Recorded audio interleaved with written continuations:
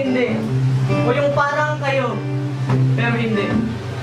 Ako, kung akong tatanungin, mas iba yung kirot nung kayo, pero parang hindi. Yung may tayo, pero hindi ko ramdam. Yung may halong pag-aalinlangan, ang bawat pangakong sinasambit natin. Sorry. Pero ngayon isa lang. Pero tantas makalugsig kayo, pero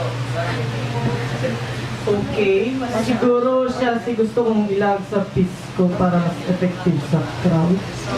sorry po.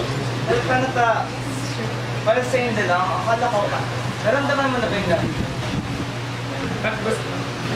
Isi ka man. Ako na ba ganyan? Ano dahil sabal-sabal ka? Anong problema mo? Sorry po. Pero, may mo lang ang problema, pero sa ko lang, nakulgin man ako. Pero mas makulgin sa iyo. Natural. Kahit bali-baliktarin natin ang mundo, mas masakit yung kayo pero parang hindi. Sorry. Kasi, para sa akin, hindi. Mas masakit yung parang kayo, pero hindi. Ikaw, naranasan mo na ba ang maging pansamantala? Mamatay oras, ika nga.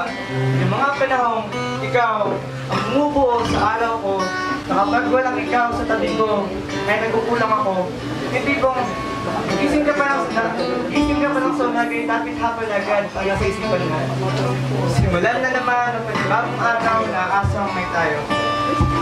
Naalala ko pa dati, yung ihatid kita hanggang sa bahay ko, at dahil madalas upang malaman kung kumusta ka, kung okay ka, ayos ka lang ba. Araw-araw, umuwi ako kung may bakas ng mga ngiti, ikaw mismo ang umubog. At sa pagsapit ng gabi, magibigit ang mga matay, hinihiling sa mga bitchin. Dumating ang araw, wala nang ako, wala nang ikaw, dahil ganun na tayo. Gusto lang tumatak sa aking isipan ng mga katagang ikaw lang, wala nang iba. Dahil paulit-ulit na silang bumubulok sa aking tenga, pero teka, naguguluhan ako. Ngayon, hindi na sila tulad ng dati. Sa tuwing kasama kita, ay iba na ang iyong nararamdaman. Sa tuwing gusto kitang makita, umiiwas ka na ng iyong daan, kinaya mong umuwi. Nung wala man lang ang isang paalam ako, hindi na ako makatulog sa gabi.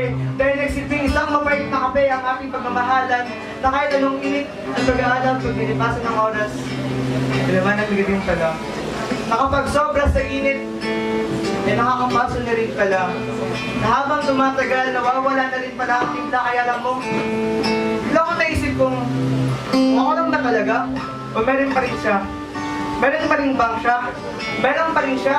Ang sakit, ito ang nagudjok sa akin na muling inulat ang mga matang mistulang bulag niya, gumising sa isang matamis na bungungot na ikaw mismo ang nagmanipula, umalis sa ilusyon na mayroong tayo kasi oo nga pala. Ako'y pansamantala. Ako'y iyong sinamantala. Naranasan mo na bang makimbihag ng mahal kita?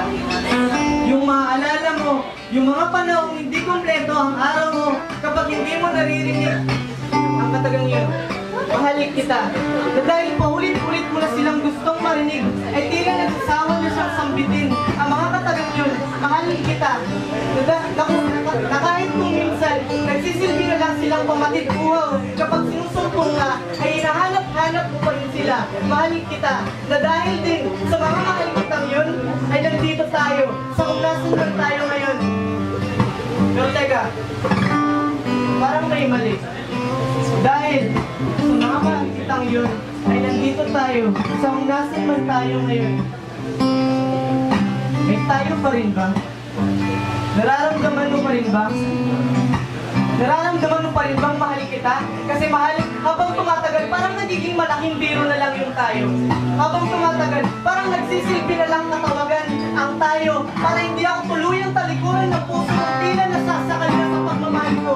Habang tumatagal, parang nagiging mas mahirap na sa mga labiong bigkasin muli ang katagang yun. Mahal kita. Mahal, hinahanap-hanap ko na sila. Hinahanap-hanap ko na kung paano mo binibigkas ang katagang yun dati. Hinahanap-hanap ko na kung paano mo binibigkas ang bawat letra ng katagang yun. Mahal kita. Mahal kita. Pero parang wala na. Parang hindi na. Naranasan mo na rin bang magpakatanga? Kasi ako, naging tanga na ako. Nagpabihag ako sa sarili kong imahinasyon. Pinagsiksikan ko ang aking sarili sa isang bagay na malabo namang matupad. Yung tipong, kahit alam mo lang, ayaw niya sa'yo, pero pilit ka pa rin umaasa mayroon kayo. Oo, naging tanga ko. Pero ginusto kong maging tanga kasi alam ko sa sarili ko na mahal kita. Pero kahit ano pa nang gawin ko, walang nangyayari. Kahit lahat gawin ko, wala pa rin nagbabago. O sadya talagang marami nang nagbago. Tulad ng iyong mga ngiti na dating sintamis ng asukal, ngayon naging makamandag na lason na lang, na bumabalot ng sakit sa puso't isipan ko. Yung dati mong mga salitang animo yung lirik ko sa kanta, ngayon naging nakabibiging ingay na lang sa mga tenga ko. Yung dating pagyakap at pagyapos mo sa akin, bigla na lang pumulupot sa akin bigla, di na ako makahinga. Yung dating lakas na nakuha ko sa iyong mga ngiti, ay ngayon naging dahilan ng muli kong pagluha. Sakit. Mas masakit yung dating kamay na minsan umawak sa pagtapan mo. Ngayon marahas na sumasakalo sa akin. Hindi na ako makahinga. Oo, naging tanga ako. Ikaw, naging tanga ka na ba?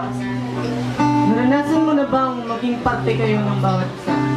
Yung ang sa kanya ay sa'yo rin. Yung kulang ang ikaw, nung walang siya. Pero kalaunan ay napagtanto namin. Nakapagpilit mong pinag-isa ang dalawang bagay na hindi magkapares. Lalo lang ikaw masisira. Pinukaw ang mga katanungan sa isipan kong malabong mangyari kasi meron kami. Na puro na lang ikaw at paano naman yung ako? Na puro na lang sa'yo at paano naman yung sa'kin? Pero kahit ganun, naging tahanan ko siya. Naging bisyo ko ang pagmamahal niya. Binalik-balikan ko ang mga kamay niyang binulag ako sa realidad. Naging addict ako sa init ng yakap niya at tamis ng halik niya. Oo, naging bisyo ko sila. Naging bisyo ko sila. Noon. Yung mga kamay niya nagsilbing gamot, dapat pala, nung una pa lang ay hindi na ako na umalik sa kanila. Kasi dati, binubuhay nila ako. Pero ngayon, mas pinapatay na nila ako. Yung mga yakap niya, ang dating daladalay higit ngayon, ay mas nanlalamig na. At mas nanlalamig pa, pero hinahanap-hanap ko na sila. Alam ko na hindi na ito magiging tulad pa ng dati. Na hindi na sila magiging kasing tamis pa. Gaya ng mga unang mong halik pero mahal. Hinahanap-hanap ko pa rin sila. Mahal ko siya. Totoo. Mahal niya rin daw ako. Pero bakit parang hindi? Naranasan mo na bang bumitaw na lang sa isang bagay na sa una pa lang alam mong wala naman talagang kasiguraduhan sa iyo? Kasi ako, sawa na ako sa pagkapit sa isang bagay na hindi naman talaga pwede mangyari. Sawa na ako sa pagkukunwaring meron tayo. Pagod na akong gawin ng mga nakasanayan nating gawain. Lahat ng mga araw na kasama kita sa paghahatid ko sa iyo. Lahat ng mga halakhak na bininta namin sa isa't isa. Lahat ng maliligayang araw, mga maliligayang alaala, lahat sila, yung pagkagalang ng pagkukunwari nating dalawa. Ayoko na magkubli pa sa pagiging kaibigan lang. Ayoko na magkubli pa sa pagiging mahal kita tulad ng kung paano ko mahalin ang ibang tao. Kaya mahal, hanggang maaari pa gusto ko pang lumawan pero parang hindi ko na kaya. Ayoko pa sa nung bumitaw pero parang gusto ko na. Naranasan mo na bang maging masaya noon? Naranasan mo na bang mahalin noon? Na puro na lang pagbabalik tanaw ng panahon kasi ngayon, wala na sila. Yung umaasa ka pa rin na ang walang laman niyang mahal kita ay magkakaroon pa ng kahulugan. Yung hindi kita iiwan, sinasambit niya pa rin yun ngayon. Habang umahambang papalayo sa'yo. Ayoko na magpakatanga. Ayoko lang isang tabi pa. Ang tunay na kahulugan ng salitang tayo. Kasi yung dating tayo, ang kahulugan niya, ikaw at ako. Pero ngayon, parang ako na lang. Mahal kita. Pero hindi pwede. Mahal kita. Pero parang hindi, mahal kita. Pero ako'y susuko na, mahal kita. Pero mas gusto kong bumitaw na lang, mahal kita. Pero sobra na, mahal kita. Kaya tama na. Ayoko na magkubli pa sa pagmamahalin natin palagi napapagitnaan ng parang. Kayo, parang hindi. Parang kayo, pero hindi. Kasi lahat, wala naman talaga nagmamahal ng hindi pa nasasaktan. Lahat ng bagay ay may kakibat na kabaliktaran gaya ng pag-ibig. Na hindi lang pala puro saya ang kahulugan niya dahil lagi ng sakit na dulot ng pag-aakala, ng pananamantala, ng pagpapakatanga at pagiging maramot sa sarili. Kayo, pero parang hindi. Parang kayo, pero hindi. Ang sakit ay isang pagkatuto na hindi natin matanggap-tanggap dahil takot tayong harapin ng realidad. Kaya mas pinili nating magkubli na lang dito. Mabuti pang masaktan na lang sa katotohanan kaysa malinlang isang kasinungalingan.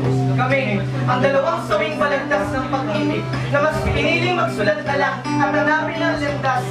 Binaliwala ang magkaibang sugat na nag-iwan ng pilat sa puso. Nadulot